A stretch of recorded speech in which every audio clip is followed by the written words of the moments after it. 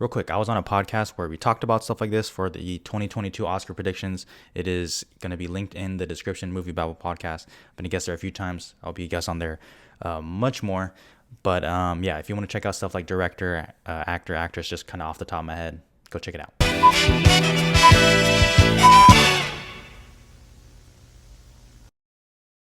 Okay, well, I am back, and my room is white as fuck. Holy shit. I know it's been a while since you guys have seen my face. I know you guys obviously miss it. Just kidding.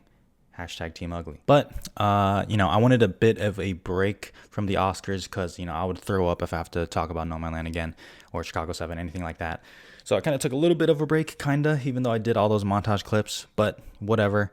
We are here. We're going to talk about the Best Picture nominees for the 2022 Oscars. Way too early. We know nothing. And, the reason why it's fun, I've kind of said this before, but as of right now, in the middle of May, all these movies are good, right? All these movies are at the height of what they can be, possibly. Some could exceed it, but a lot of the times they're not as good, right? You look at last year, Hillbilly Elegy, I'm pretty sure it was on a lot of people's predictions for Best Picture, and we know how that turned out. So these are basically just the way too early Best Picture predictions for 2022. Now, to me, there's no point in ranking them. Okay, like what's the point of ranking them? What I am going to do is I'm kind of separating it into two tiers. So I'm going to have tier 1, and then I'm going to have tier 2 for some of the other ones that I think will have a little bit harder time there. But, I promise if I think this could be the one to win or one of the top ones, I will let you know. And, I don't want to keep going on forever. So, I could talk about like 50 movies here. I'm just going to keep it, like 25 or less, whichever. But yeah, here we go. So movies that are too good that they are just above a tier: The Kissing Booth 3, Peter Rabbit 2, The Runaway, Paw Patrol the movie, Clifford the Big Red Dog. Okay, thank you. Let's go to tier 1. So these are not ranked, like I said, but in a way, the movie that most people have towards the top of their list, Soggy Bottom. Paul Thomas Anderson's new movie. Technically, it's untitled. I don't know how I feel about the title. I don't really like it. I mean, imagine taking your friend to the theater and being like, I want to see Soggy Bottom. They'll be like, what the fuck? But it's a PTA movie. And that's really the main reason why it's on everyone's list, is because it's Paul Thomas Anderson. Now, I know Film Twitter loves Paul Thomas Anderson. The Academy is a little bit iffy. And I know you guys are probably thinking, well, Phantom Thread got in. There will be blood. Obviously, there will be blood. But Phantom Thread, that was a surprise that time. That was considered a surprise, a shocker there. And if you look at some of his other movies, even his great ones like Magnolia, Boogie Nights, even if they're not shut out, they don't get a ton of love. It's like a screenplay and acting category here or there, stuff like that. So he's never been fully embraced. Now, there's this talk that it is probably time for him. It is time to recognize him as one of the best directors, which he is. And that's why I have it here. I think this really is a top tier contender as of right now. In May, it's a top tier one. How could you not? And, it's a coming of age movie, supposedly. There's still, little known about this, but, Bradley Cooper's in it. Cooper Hoffman, Philip Seymour Hoffman's son, is in it. So this could be it. This sounds like a pretty accessible film, which is really, I think, the main thing that has always held him back for his other movies. Like you look at Inherent Vice, not nothing much there. This could be it. This could be it, and I know everyone is going to be talking about it this year. So there it is, tier 1, Soggy Bottom. Nightmare Alley, Guillermo del Toro's return after The Shape of Water, which is a good movie. Okay, it's a good movie. It gets a little too much hate because it won Best Picture. I would not have picked it, but it is a good movie. Listen, we only seen a few pictures there. Cast, pretty great if you ask me. Bradley Cooper, Rooney Mara, Toni Collette, Cate Blanchett. I mean, it's a good cast. And if you see the pictures, you can see that's probably going to be a tech player too. So when you have that, combined with Guillermo del Toro, combined with the actors, combined with, it's based off a book, it seems like one of those period piece type movies. How could it not? How could it not be in there? I expect this one to be talked about all year long. House of Gucci. Just incredible set photos, first of all. Incredible.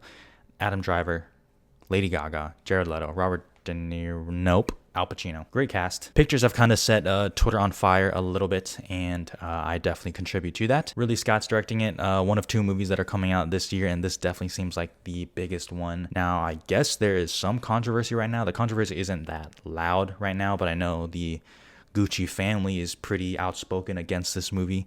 But as of right now, you still got to put it on. It's House of Gucci. It's Ridley Scott. The cast is great. Right? This one, honestly, I'm a little iffy on it in terms of how great it'll be. But make no mistake, this is one of my most anticipated this year. So we should be talking about this movie all year long as well. Another top tier. Canterbury Glass, aka the untitled David O. Russell movie. Regardless of what you think of him or his movies, it's kind of hard to deny that this man gets Oscars, okay?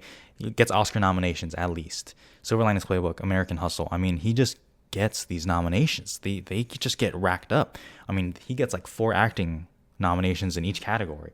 So, or total, not 4 in each category. Definitely not. I mean, the cast is stacked, like most of his movies are. I mean, Christian Bale, Margot Robbie, John David Washington, Rami Malek, Zoe Saldana, I believe. Who else is in there? Robert De Niro, Anya Taylor-Joy, Michael Shannon. Just to name a few. It seems like it's such a big cast, dude. I mean, it seems like a SAG ensemble type movie already. And Emmanuel Lubezki is the fucking cinematographer. That's weird. That's a weird pairing that I cannot envision in my head right now, but that's pretty great. I mean, that's a great cinematographer to have, obviously. Fucking legendary. So it's hard to deny this movie. And you see I'm going pretty fast because I don't want to make this too long, and we like I said, we know nothing. But speaking of knowing nothing, possibly the movie that has the most range in terms of its best case scenario and its worst case scenario, to me that's Dune. Now, I know we were supposed to get it last year and it got delayed. And the fact that they pushed it back a full year so they can keep that October date means that Warner Brothers is obviously very confident in it. And why wouldn't you be right now? It's Denis Villeneuve, who, in my opinion, has not made a bad movie. Now, Dune's cast is stacked. We already know this. I mean, I'm sure you guys have seen the trailer. This is one of the few movies that the trailer is out. And we know it's going to be a technical beast, all right? We already know it's got some nominations locked up there, and that always helps propel its chances for Best Picture. And, Denis Villeneuve has already been welcomed into the club. It's just, like I said, the best case and worst case is insanely large. If someone told me this is the new Lord of the Rings, new Mad Max, I would say, yeah, I believe that. If someone from the future said this is inaccessible 3-hour sci-fi schlock, I also would not be surprised. And from a lot of my friends who have tried to read the book, they say it is just insanely hard to read because it's a new whole universe where you have to learn all these languages. There's no core thing built into it. You just know Spider-Man. Seemingly when you're born, you just know Spider-Man. Dune is obviously an insanely popular sci-fi novel. Definitely not on the scale of something like comic books or anything like that.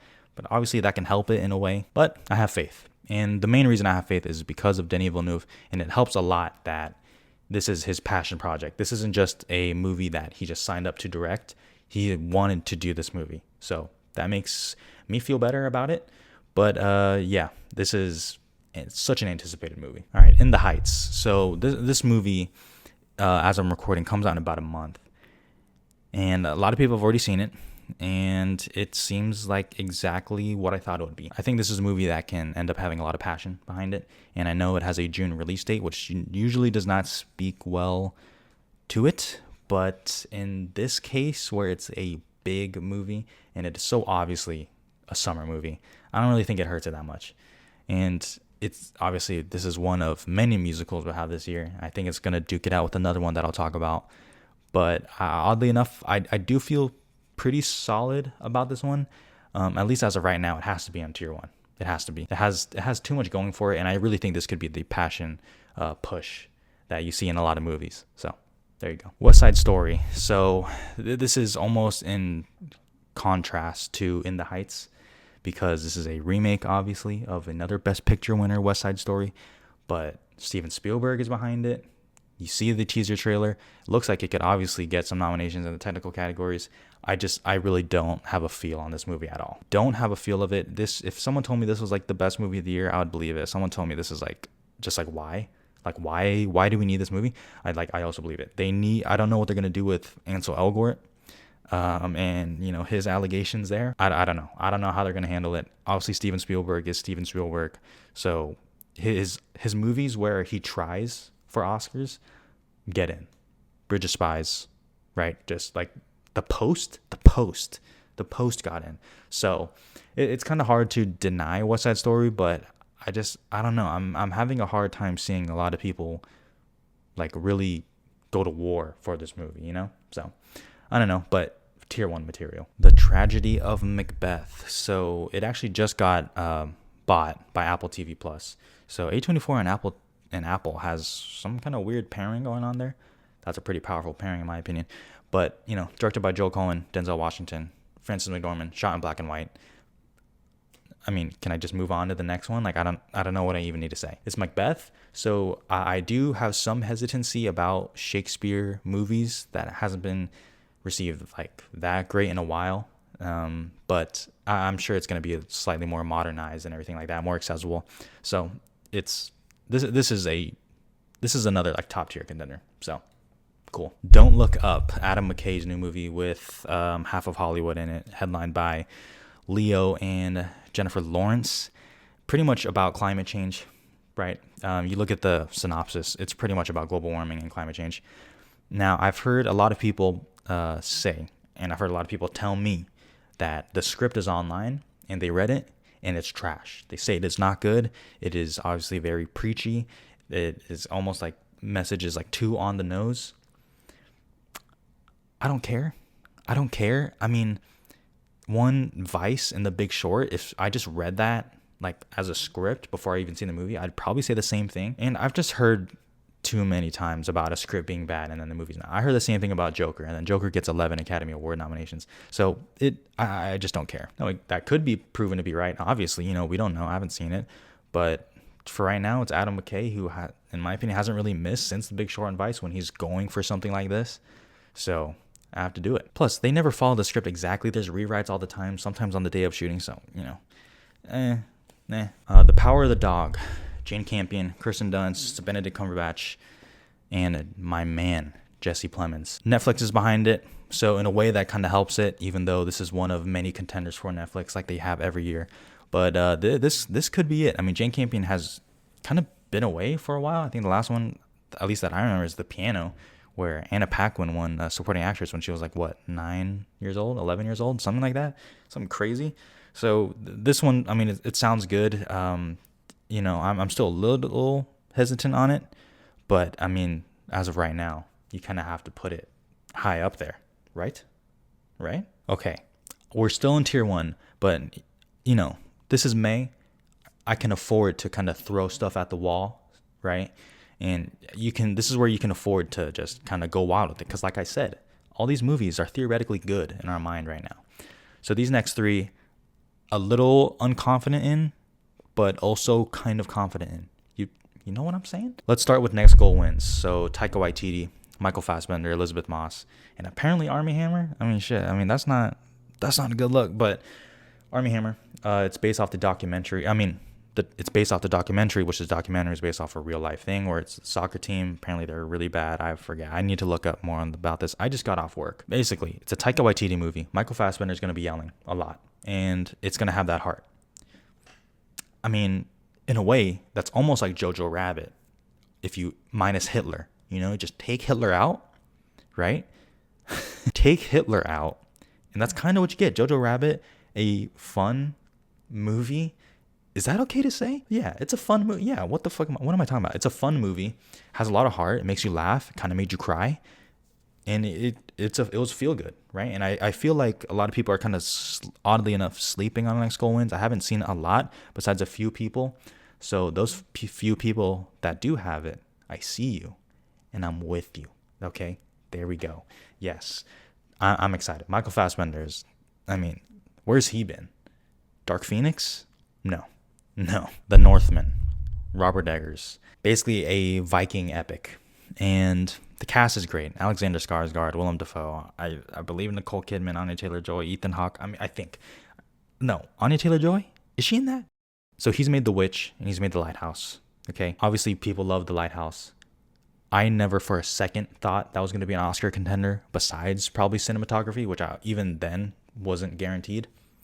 This one apparently is different, where it plays more in the vein of Gladiator, which obviously won Best Picture, amongst other things. That's enough for me.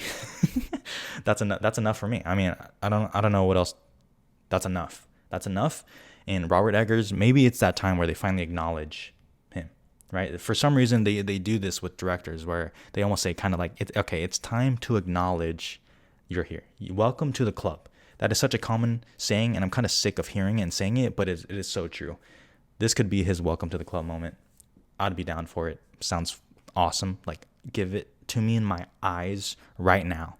So there we go. And then the last movie I have in my tier 1 phase, guys, I'm going for it. Okay, Eternals. Yes, I'm going for it. Obviously, Chloe Zhao just came off of many Oscars, and I don't want to talk about Nomadland, but she's coming off many Oscars. I'm just hearing too many good things about this, and I do think this could be one of those movies that breaks through. Here's why, and this can go. This defense could be used for a lot of different movies, but we're in a fixed 10 slot now, where there's 10 movies guaranteed for Best Picture. They're not doing 8, not doing 9. It's 10, and I know, mathematically, oh, that's only 2 extra movies. That's only 1 extra movie. For some reason, when there's 10 guaranteed slots, there is a wide range of movies that get in, right? Toy Story 3 got in, Up, District 9. I mean, like, movies that you don't really think would get in. Even Black Swan, right? Which is like, very genre-y, which you don't usually expect. This could be one of those movies. And I don't say this to degrade it, but usually a populist movie kind of gets in. And here it could be many different things. It could be In the Heights. It could be Dune. It could be Eternals. You hear too many good things about it. Apparently it doesn't have some of these same tropes and cliches that a lot of these Marvel movies have, or that superhero movies have in general, that kind of hold it back. I don't know. I think Eternals is going to be great. I think it's going to be amazing. And it's one of my most anticipated movies of this year. And it obviously still has a lot of obstacles to get over, but I think if any superhero movie can get over it, it is probably this one. So, yeah, I don't know. I'm going for it. Okay, tier 2. Tier 2 movies, here we go. And we're starting with one that I'm going to champion for the rest of the year. Okay, let me put my phone down for a second. Okay, Mass. Okay, Mass. Listen to me, okay? Listen. Are you listening to me? Listen. It just got picked up by Bleecker Street, and I gotta be honest, it was hilarious watching film Twitter freak out and lose their minds that Bleecker Street picked up the movie. Me, I was just happy it got bought because I know I'm gonna be able to see it now this year. Bleecker Street does not have a good reputation with the Oscars, okay? They have 2 nominations, and they're both for Best Actor, okay? They've been around for 7 years, okay? It's not great, right? Their last probably Oscar-y movie was Supernova, which got nothing, and I guess they could have gotten a Stanley Tucci for supporting actor. Even then, I thought it was kind of tough. But, it could have. I know I had Stanley Tucci in my predictions for a bit. Mass, I have seen. If you've seen Mass, let me know in the comments about how much you loved it. Because I saw it February 1st, and I still have not stopped thinking about it. And it breaks me that I'm going to have to wait more months till I see it again. Okay? I've seen Bleecker Street's kind of whole category of films that they have. Mass is instantly their best chance for Oscars, okay? Instantly. Number 1, it's their best chance. Now, if I'm being real, okay, and you people on film Twitter, you think about this too. Even if Mass got bought by Searchlight Pictures or Amazon Studios, and this is such a nerdy thing to say, it was still going to have a hard time getting a Best Picture. This is a small movie. It is a movie with basically 4 people in the cast in one location talking, okay? That's it. It's not House of Gucci. It's not Dune. It's not The French Dispatch. It's not Eternals. It's nothing even like, it's not even Soggy Bottom, okay? It was going to have a hard time anyway, so that's why it's in tier 2. And I hope people don't forget about this movie. The acting is undeniable. Oh my God, the acting is so good. I need 2 acting nominations at least, okay? For me to not be upset at Bleecker Street, Bleecker Street, you don't even need to get this movie a Best Picture nomination. Obviously, I want it. You don't need to, okay? I need acting nominations or get me a screenplay, okay? Campaign Jason Isaacs and Best Supporting Actress for all I care, okay? Just get him a nomination. Put him in Best Production Design, all right? Put Ann Dowd wherever she needs to go. Put Ann Dowd in Best Animated Film, okay? You cannot forget about this movie. I love it. This is my rant. It is tier 2, unfortunately, and it would have been in tier 2 anyways, even if another studio picked it up. But don't forget about it. I hope I didn't hype that up too much for you guys, because I hate when movies are hyped up for me like that. But it obviously struck a chord with me. So it is tier 2. Okay, so we're going to go through these a little bit quicker now. Annette, once again, this is not ranked. Annette, Adam Driver, Marion Cotillard, 95% in song. It's basically a musical. It's going to be too weird. It's going to be too weird for the Academy. I feel that. But it'll probably be Film Twitter's favorite, which it seems like it already is. It might be one of my favorites. Maybe. I don't know. We'll see. But yeah, that's going to be too weird for the Academy. But it is still high profile enough that I have to include it on my list here. Blonde, Ana de Armas, is on everybody's Best Actress predictions, almost everybody's. Directed by Andrew Dominic, who did the assassination of Jesse James. Apparently, you keep hearing that it's a very weird movie, which I guess is good because I would rather have that than a standard biopic about Marilyn Monroe.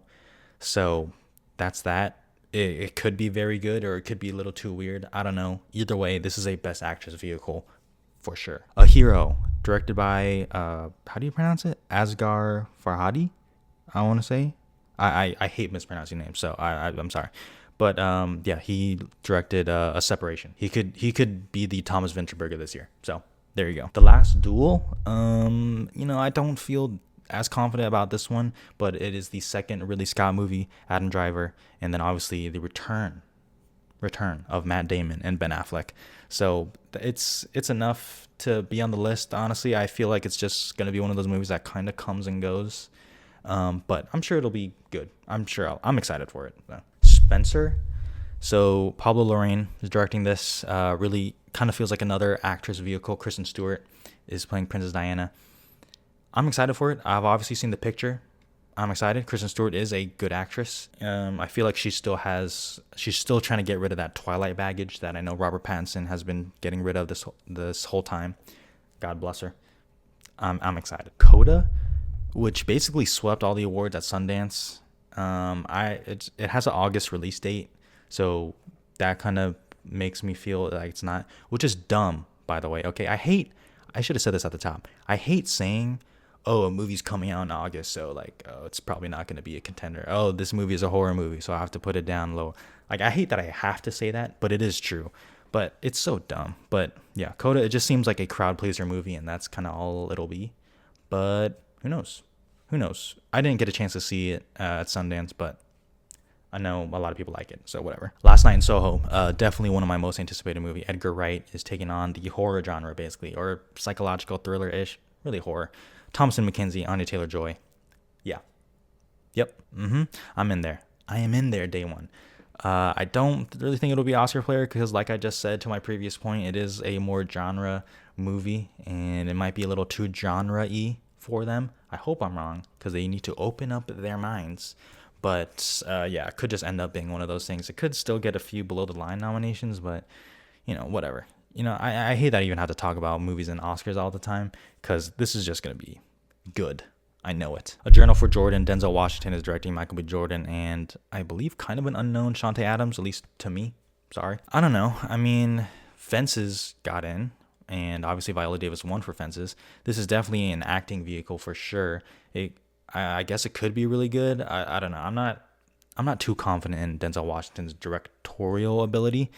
But that's just me. Could happen. And because I don't want to keep this going too long, I've already been talking way too long and way too fast, by the way. Don't Worry, Darling. Olivia Wilde, Harry Styles, Florence Pugh, Chris Pine, and Kiki Lane. This movie's going to be seen. It is guaranteed box office success.